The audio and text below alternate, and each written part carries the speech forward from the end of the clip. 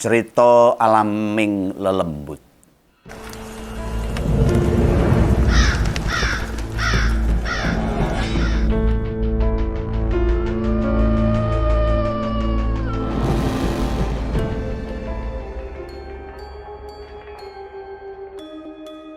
Di desa Mboto masih banyak orang yang mempunyai delman. Rodanya itu hanya terbuat dari kayu, dialasi karet roda mobil bekas. Sapi penarik, delmannya dipelihara dengan baik dan terawat. Supaya kuat menarik delman, muatan batu bata penuh. Cocok dengan nama desanya, Desa Mboto.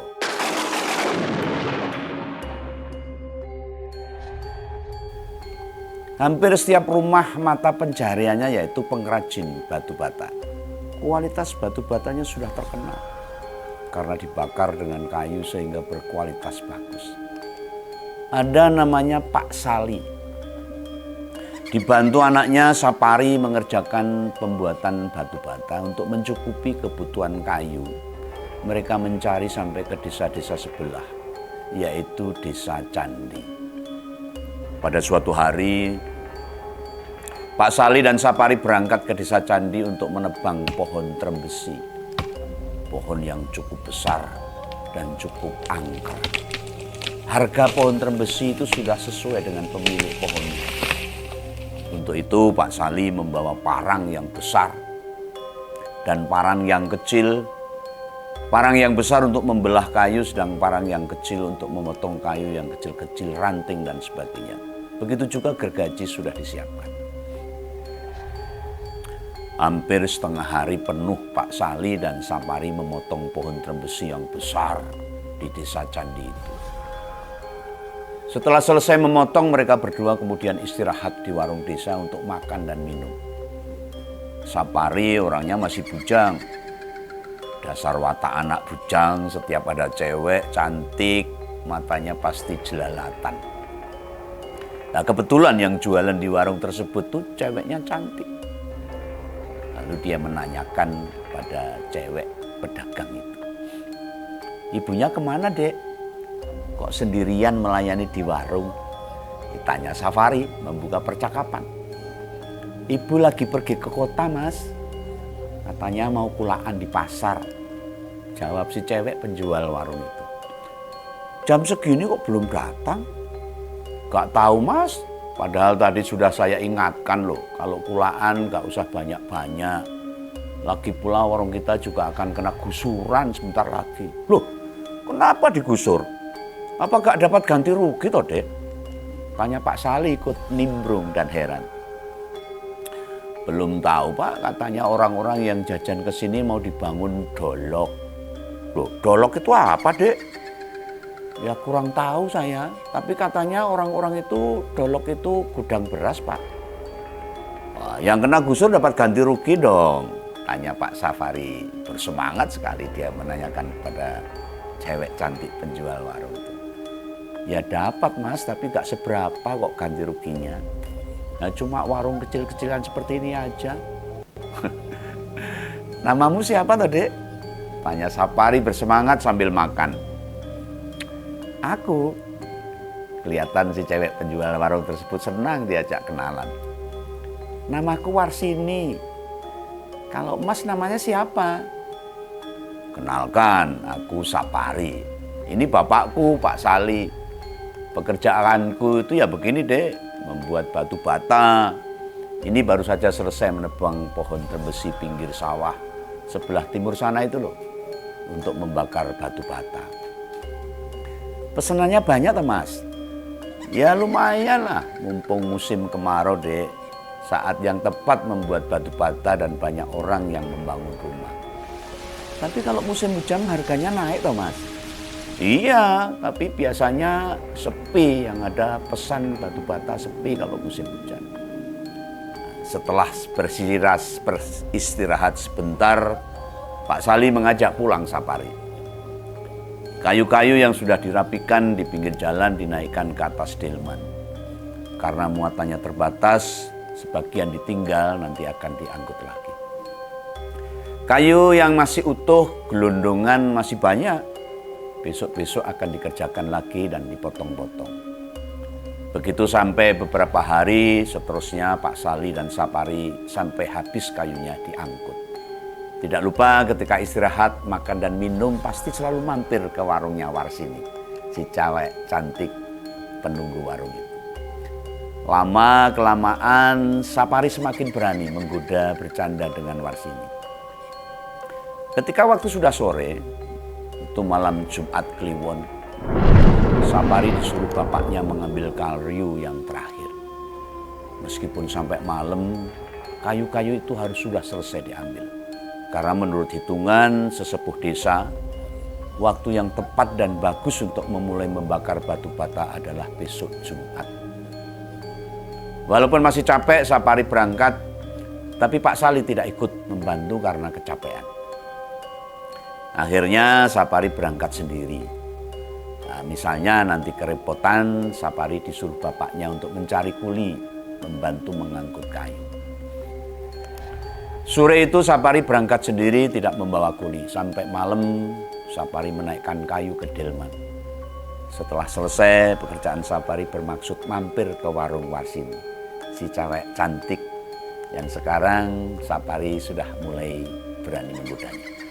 Tetapi warungnya tutup. Terpaksa Sapari pulang dengan kecewa karena tidak bisa bertemu dengan Warsini. Sampai dekat kuburan desa Candi, bulu kuduk Sapari merinding. Karena kuburan desa Candi terkenal angker, gelap. Apalagi malam itu tidak bulan purnama, sehingga semakin pekat malam. Ditambah lagi adalah hari itu malam Jumat Kliwon. Sapari menyalakan rokok mengusir sepi, tapi kok rasanya rokoknya tidak enak. Sambil merokok, Sapari melamun. Dia mendesah. Warsini memang manis. Walaupun cantiknya gak seberapa, tapi hatiku sudah mantap. Warsini itu pilihanku. Begitu batin Sapari dalam lamunannya. Tekan sacedake kuburan Patian, gitoke Sapari malah dadi merinding. Jalaran kuburan Patian kono itu terkenal angkere. Apa maneh wengi iku pinuju petengan, ora ana rembulan. Ketambahan malam Jemuah Kliwon pisan. Kemudian Sapari mengingat kembali ketika terakhir kemarin bercanda dengan Warsini. Dia mengingat, "Dek, sudah punya pacar apa belum?" "Punya apa, Thomas?" jawab Warsini. Sambil mencubit lengan Sapari, waktu itu Pak Sali sedang tiduran di depan warung. Mungkin sengaja memberi kesempatan anaknya untuk pacaran. "Mau dilamar, Thomas?" jawab Warsini, manja sambil bersandar di bahu Sapari. Sapari membayangkan itu. "Beneran kok, Dek. Rasanya hatiku sudah mantap. Gak tahu setiap dekat denganmu rasanya damai begitu." "Dipikir yang matang loh, Mas. Nanti kalau kecewa belakangan, aku anaknya orang gak punya loh. Tidak cantik dan tidak kaya.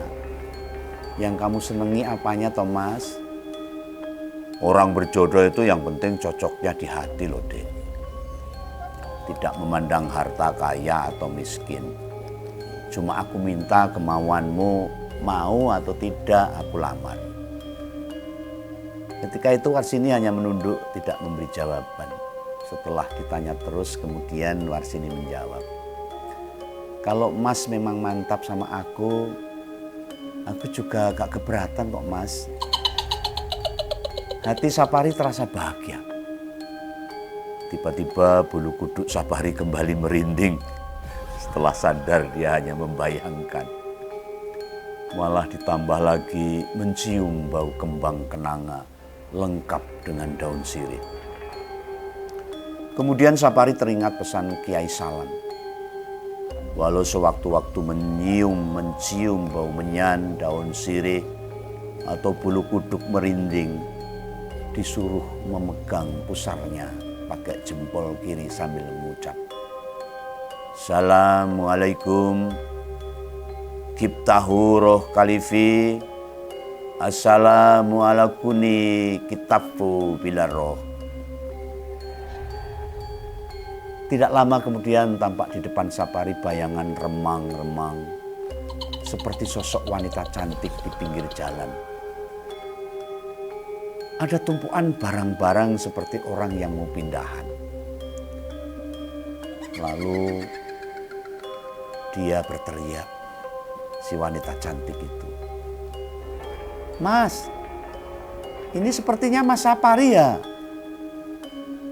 Sapari mendengar suara itu, dia ingat, oh itu suara Warsini. Loh, Dek Warsini, kamu kenapa di sini? Ibu saya ngajak pindah, Mas. Ini tadi aku lagi mencegat kendaraan. Tidak ada truk atau mobil yang mau berhenti, Mas. Lah ini aku kok di sini mau pindah kemana toh, Dek? Tadi aku pindahan pakai mobil bak terbuka punya Pak Lurah. Tapi supirnya tidak mau ngantar sampai tujuan. Katanya jalannya jelek. Padahal tinggal sebentar lagi loh, Mas. Sampai tikungan itu terus ke kanan. Oh, pindah ke Desa Patian toh, Dek? Iya, Mas. Aku ditolongin dong, Mas. Aku diantar ya. Sudah malam ini, nanti ditunggu ibu di rumah. Kemana kok sampai malam belum sampai? Loh, ibumu sekarang di mana? Ibu sudah berangkat siang tadi, Mas. Membawa sebagian barang-barang. Kemudian aku disuruh belakangan nyusul. Aduh, kasihan betul kamu, Dek. Sapari kemudian menaikkan barang-barangnya Warsini. Setelah selesai menaikkan barang-barang, Sapari membantu menaikkan Warsini. Nah, ini kesempatan. Tangan Sapari menjamah. Warsini cuma menjerit pelan. Ah, Mas ini loh. Sampai tikungan dekat jembatan ada jalan belok ke kanan. Lampu penerangan kanan kiri jalan lumayan membuat suasananya tidak begitu gelap, pekat. Malahan sebelah selatan jalan dari kejauhan tampak seperti sedang ada yang punya hajat. Nanti bermalam di rumahku aja, Mas. Warsini menawari Sapari. Ah, sungkan aku, Dek. Belum jadi suamimu kok aku disuruh menginap di rumah anak gadis orang lain. Siapa yang kamu sungkani, Mas? Kalau ada tetangga yang tanya, nanti aku bilang kalau Mas itu saudara saya, masih keluarga. Nanti juga tetangga paham dan mengerti. Sambil lihat gamelan gending-gending, kebetulan ada yang punya hajat loh, Mas. Akhirnya Sapari menginap juga di rumah Warsini. Hampir semalam suntuk memadu kasih dengan Warsini. Ditambah alunan suara gamelan semakin menambah bahagianya hati Sapari. Dan semakin bertambah nafsu memadu kasih. Sapari ketiduran karena kecapean. Paginya lamat-lamat masih terdengar suara gamelan yang ditanggap tetangga yang sedang punya hajat. Sapari masih enak-enakan meneruskan tidurnya sambil menikmati alunan gamelan. Lagi pula suara sindennya tidak kalah dengan suara Sunyahni, sinden terkenal dari Sragen, Jawa Tengah itu. Tidak lama alunan gamelan hilang. Sunyi. Ganti terdengar suara orang-orang ribut di sekitar kanan kiri delman Sapari yang ditaruh depan rumah Warsini. Sapari membuka mata lebar-lebar. Ternyata yang terlihat dia ada di tengah kuburan desa Candi. Wah. Orang-orang yang lagi ribut tadi tanpa menunggu perintah kemudian melepas roda delman dan menuntun sapinya keluar dari kuburan. Sapari bergegas keluar dari kuburan. Anehnya bagaimana ketika delman masuk kuburan tidak menyinggol apalagi merobohkan patok-patok nisan.